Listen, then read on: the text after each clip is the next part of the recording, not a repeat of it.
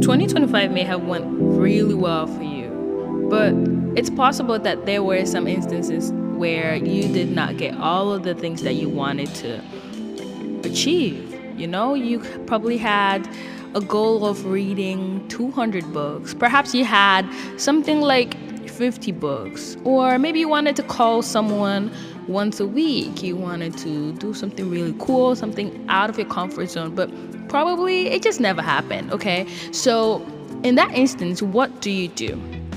For me, I think the best way to go about this is to first of all reflect on it. Sit down, like I said in the last episode, reflect on your 2025, the good, the bad, all of the things that went well, things that didn't go well, all of the things that you wish it went well, things that you would have done if you were to go back and start 2025 all over again. So that's what we're going to talk about in this episode, our 2025 failures, or let's say my 2025 failures. But I'm hoping that you at least take some time to reflect on your very own mishaps or disappointments that may have occurred in 2025 and just reflect on it. There's no shame. Trust me, being able to reflect and grow from it is the real win, not just the fact that you had a failure in 2025. So that's what I'm going to do.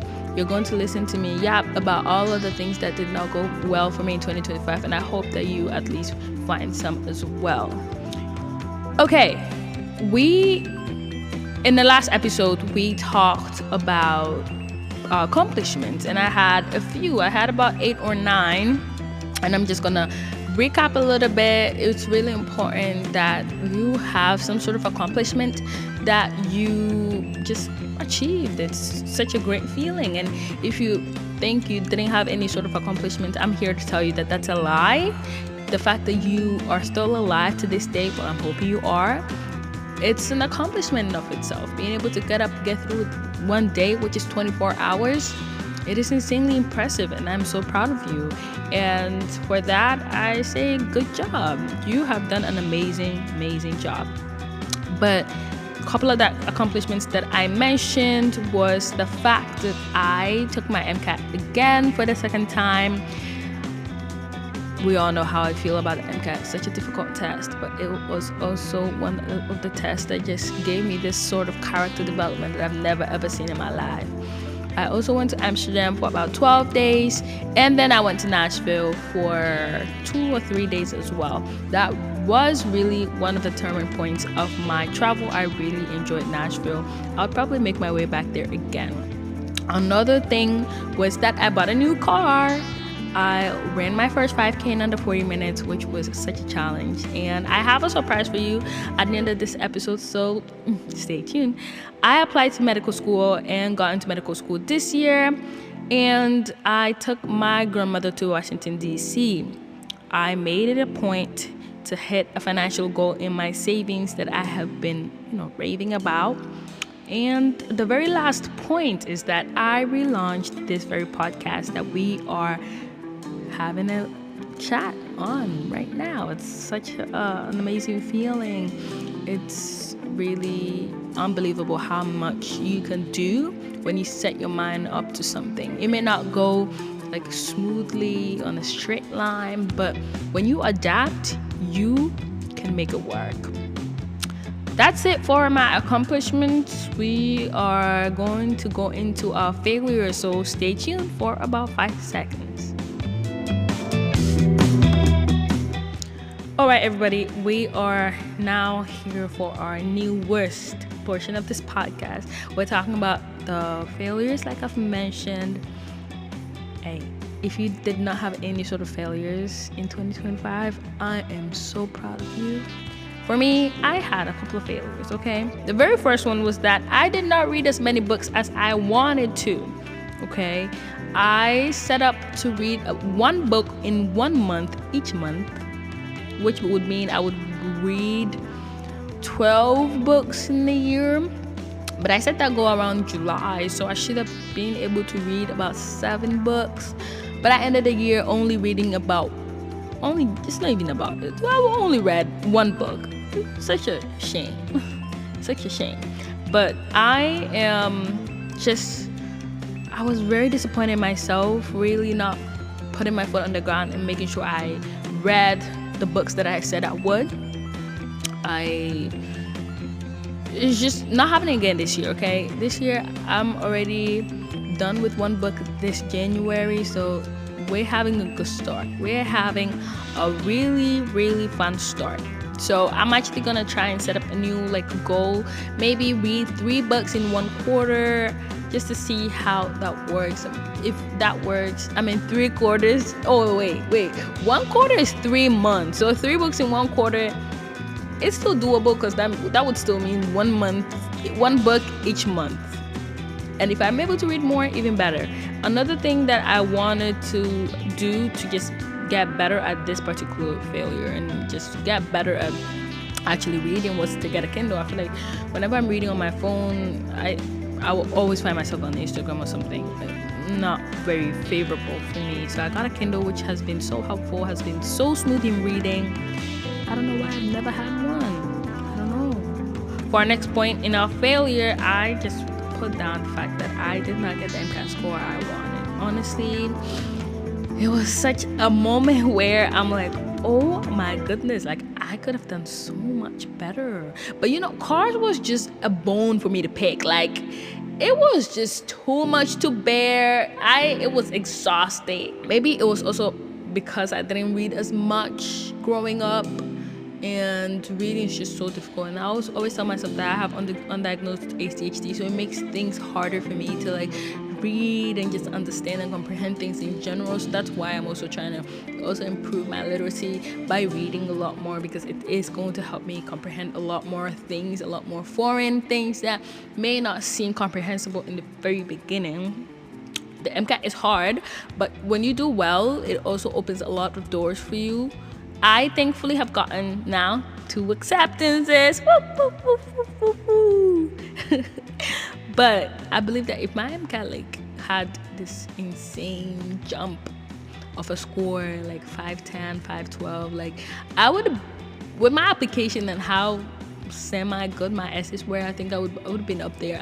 Other way, I'm grateful, because there are some people that still have 0 acceptances, but I just really feel like that was something that I failed to do.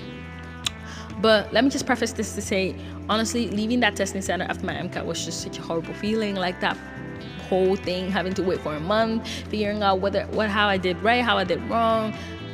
Actually, one time we're gonna sit down and talk about that exam and how it made me feel for each section, because I really thought I failed that chemistry physical part, the physics part, but then that was my best section. Insane. Bio was also good, psych social was also good, and we all know how cars be. Anyways, moving on. We had a failure in which we did not spend a lot of time with God. Spending time with God sometimes for me is just it feels like a chore, and it shouldn't be when you're just talking to someone who is supposed to be your father, who is acclaimed to be someone who can serve as your father, someone who provides for you. He gives me air to breathe, oxygen, food on my table, water to drink, opportunities that I do not imagine myself picking me to get a particular scholarship when someone else is just as deserving as I am. But all of this is, if I repay him by not spending some time with him, that is very not right. That doesn't feel right on from a standpoint of me. So it really has been a struggle, and I'm not sure if struggling to be attentive has also played a role, because I really struggle with attention when it comes to Zoom and all of these things. But I don't know, I'm really gonna try this year to just get better, read a little bit more Bible instead of listening to a little bit more worship songs. Listening to worship songs are great, but does it do the job of actually enriching you with the Word of God and making you feel full with the Word, helping you meditate on certain things? It doesn't do that. So really has been something on my mind. It has been something on my mind, and I am so happy to have at least recognized it at this age, to really try to figure out what to do. and how to deal with it at certain points in time. But that's my goal, which we'll see how that goes. I mean, I think this is such a generic, statement. Spend a lot of time with God. How much time is that? So I think I need to be specific. And if we were to be specific, I would say maybe spend 30 minutes of undistracted time with God each week. And that can be distributed within the week. 30 minutes could be distributed within the week. 5 minutes a day, 5 minutes one day, 10 minutes the other day, 5 minutes one day, 10 minutes the other day. And just really try to distribute. I think that's a little bit more specific. So how about this? I'm actually going to do this right now. I'm going to write down how many minutes. So 30 minutes a week. I'm not sure how I would want to break it. Let's say 5,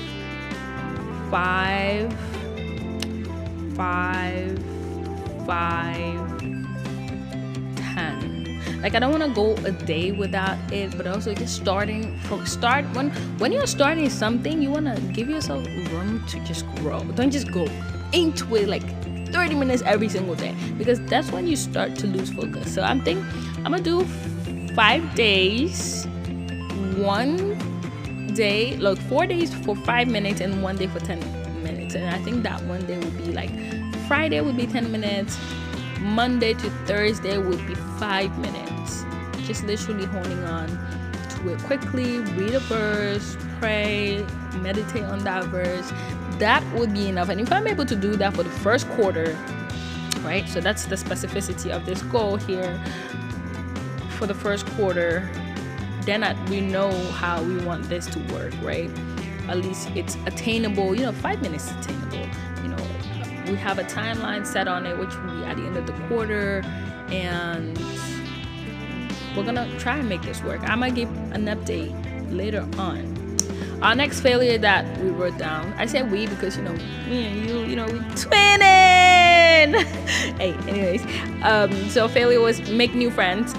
I don't know what it is, but I've always been so reserved, and it's not good for me. I feel like I need people around me. I need space to grow with people. It's not always, oh my God, I can do this alone.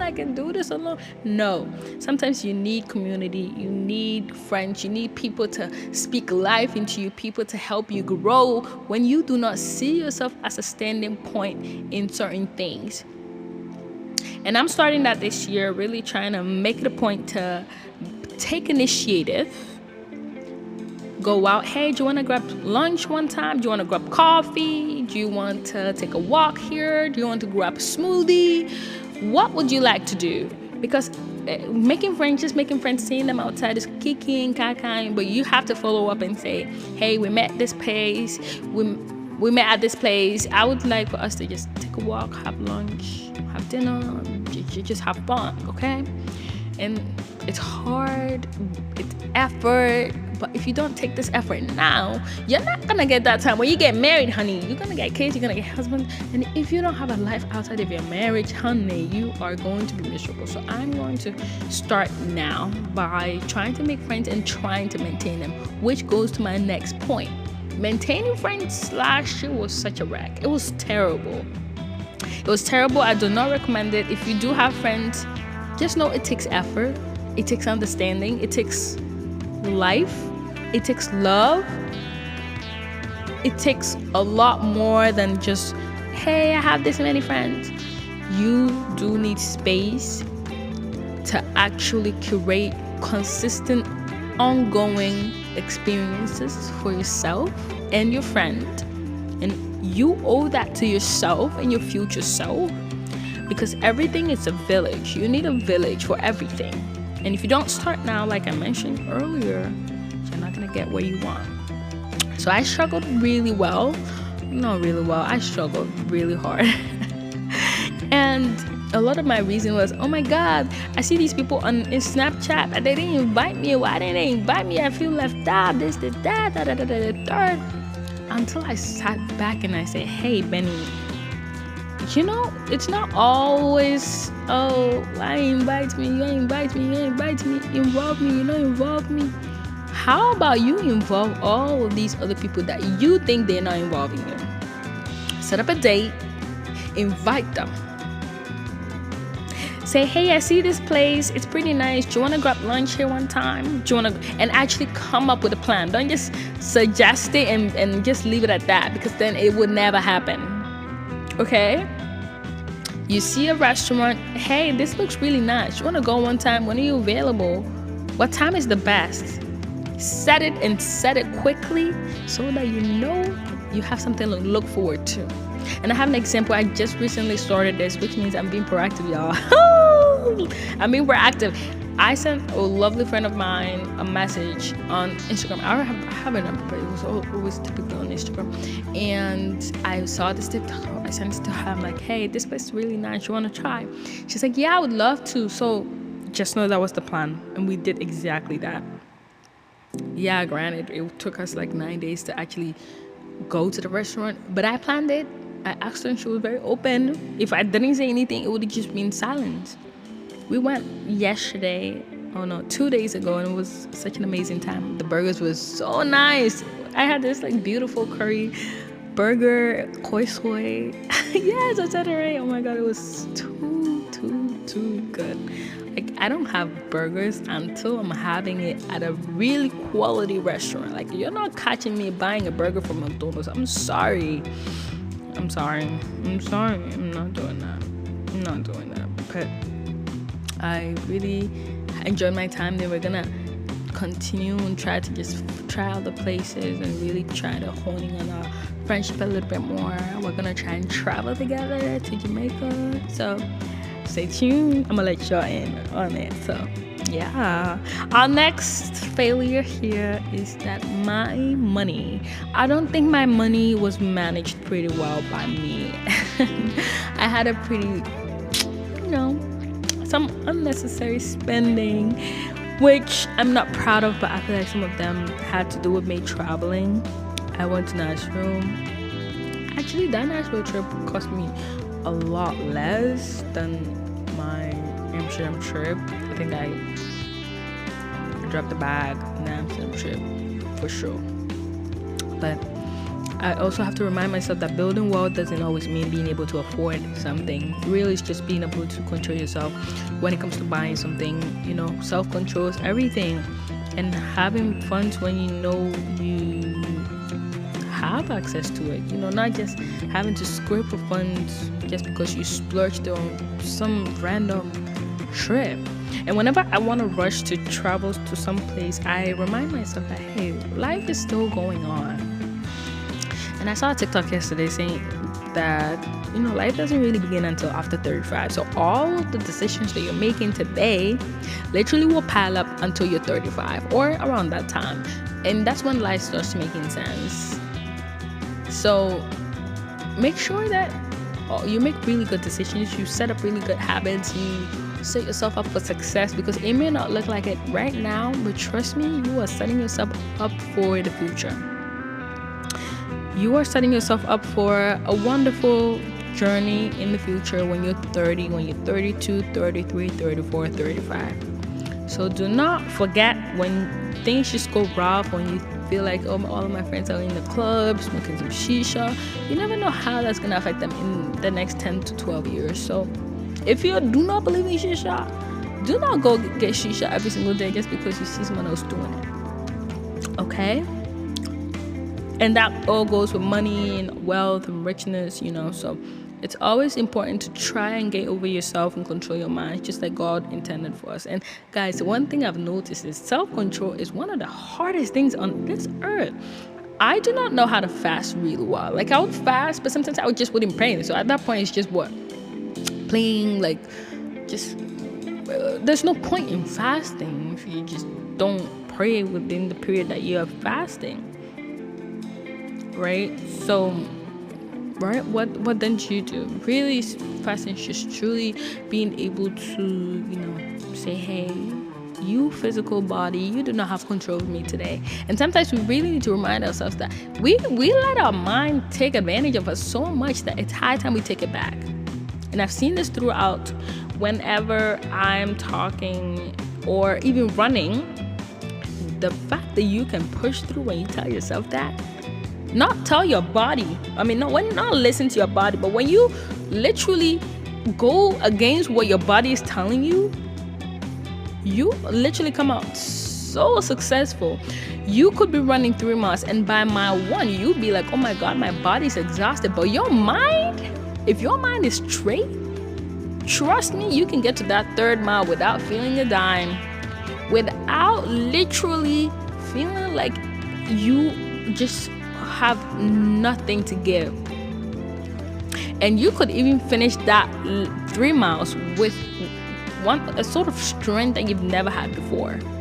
That just goes to say our mind is so powerful. Like, God knows what he was doing when he said don't let people get into your mind, and literally do not let yourself actually get into your mind, because then you would be a victim, a slave to your own self. And that is why it's important to die to self. Death to self is important. It has been this resonating topic for me lately. Like, you really, really, really have to say, F you, self. You really have no use to me, especially when you want to grow, because growth comes out of discomfort, and discomfort is something that your physical body do not like. Going to the gym, spending an hour weightlifting, it's very uncomfortable lifting that heavy weight.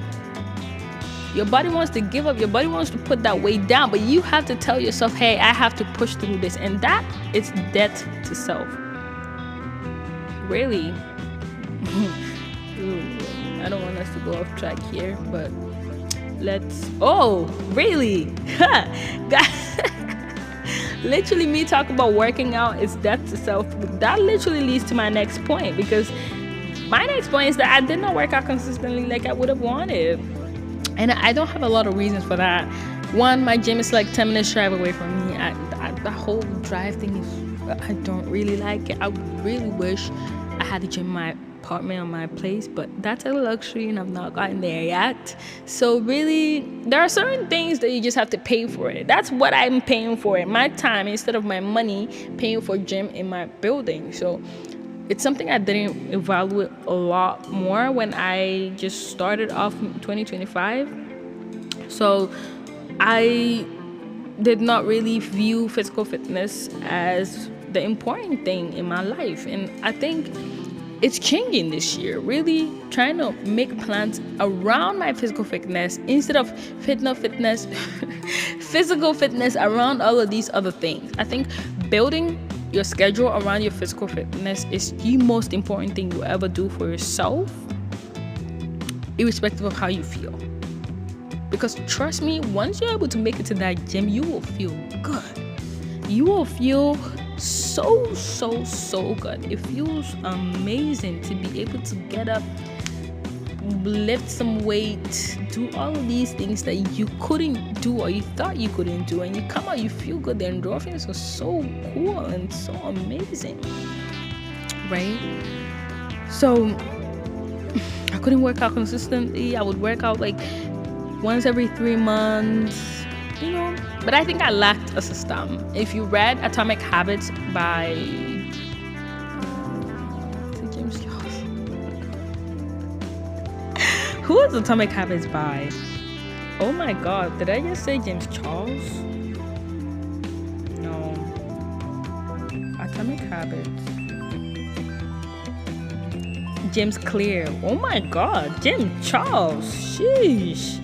No, so I read Atomic Habits by James Clear, and if you've read that book, he talks a lot about system and how a system is a better way to improve and actually maintain a habit than just merely telling myself, hey, I'm going to crochet every 5 days. Like, that habit is not going to form until you have a system. And I'm going to give you an example.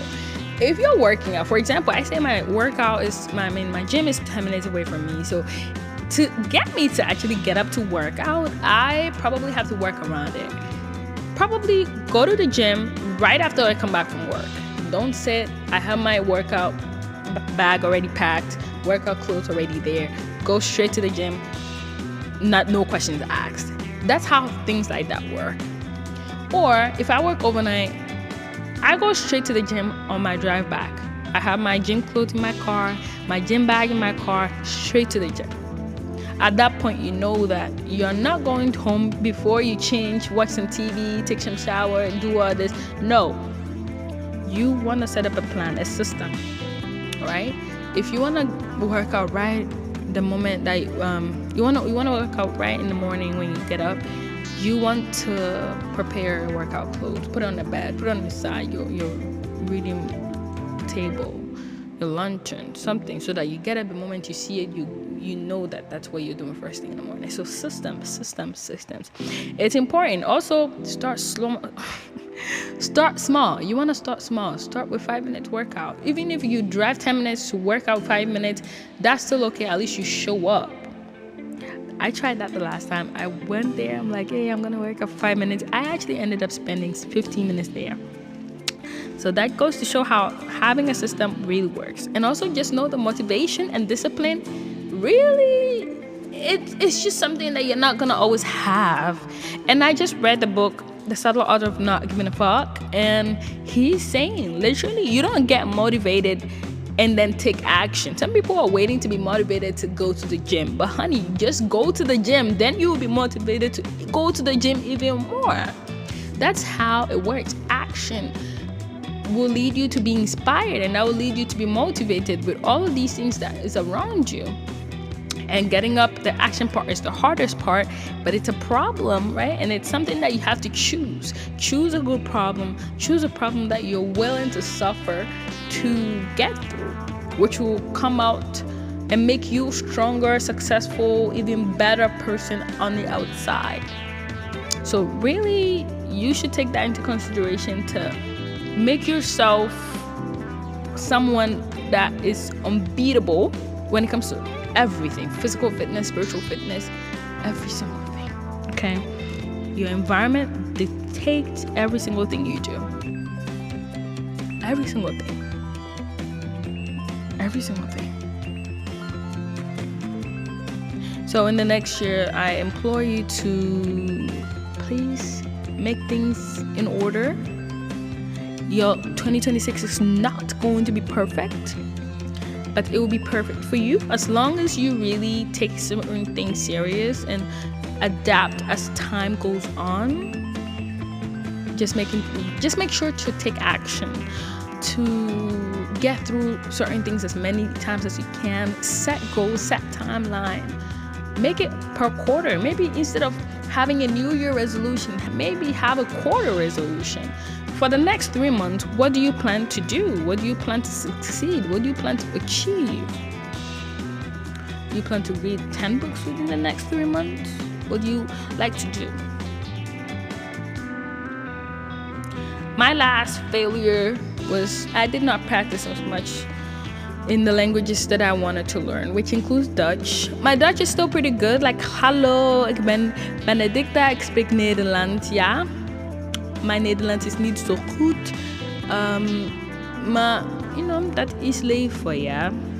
So, I could have practiced a lot more, but like I said, I was still a lot of my time with these unnecessary things. But I had the opportunity to watch a lot of shows in Dutch, use my Mango Languages app to learn a little bit more words and vocabs. But something I didn't do. So this time, I'm changing the narrative. I downloaded a couple cards on Anki, which I've been loving. It's been good. I will keep on watching my Dutch shows, which has been also helpful. I am gonna keep practicing and seeing how this takes me. I really love languages. I feel like I can be very good at these things. I'm thankfully good at a lot of these things, and I think languages particularly appeals to me, Español, hablo español. But really, it's something I look forward to do a little bit more this year. But all good things must come to an end. So this is the end of this podcast for today. I'm hoping you loved and enjoyed this. I'm hoping that you also take 2026 as a wonderful year. 2026 as your revolutionary year, the year that you become the greatest version of yourself, the year that you make things your own, the year that you choose great problems to solve, not the bad ones, because then you will not really pay much attention to those problems. Like, trust me, in this world, every single thing in this life comes off as bad, but if you have a good problem to solve, you will make it through. Take workout as an example. Workout is hard. I find workouts really, really hard. It is crazily hard. But if you find that as a good problem, a good pain to go through, you will not mind it as much. It will hurt, but at least you are thinking of how beneficial it will be for you to make it out of the workout session with all of these endorphins flowing through your veins, flowing through your body. And you will make sure to come out on top. And I'll also leave this one thing with you when it comes to getting through difficult times.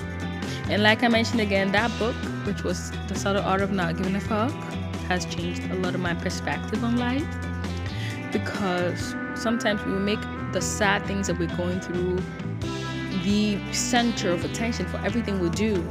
Oh my God, my family's so bad, so now I don't want to give a fuck about anything. Oh my God, someone's hurting me, so I don't feel like even caring about my career. Oh, my boyfriend broke up with me, so I'm gonna get sad and not do my assignment. Wrong answer. Wrong reaction to certain things. Our reaction and how we respond to certain things really needs to change. If you are sad, take a time to reflect and acknowledge the pain, but do not let it be the one thing that stops you from doing what you need to do. Do not let it be that one thing that stops you from getting to the bag, getting to the career that you've always been dreaming about. Because then if you do that, then you're a failure. You're even more of a failure than you ever could have thought of being. So let's not do that. That's the end of this. I don't want to continue yapping any longer. So thank you so much for tuning in. If you have any questions, please drop it down below. Please comment. It would be really helpful. Please leave a review. That would also be really helpful. Thank you so much for tuning in once again to My Planet Self. I hope to see you in my next episode. Bye.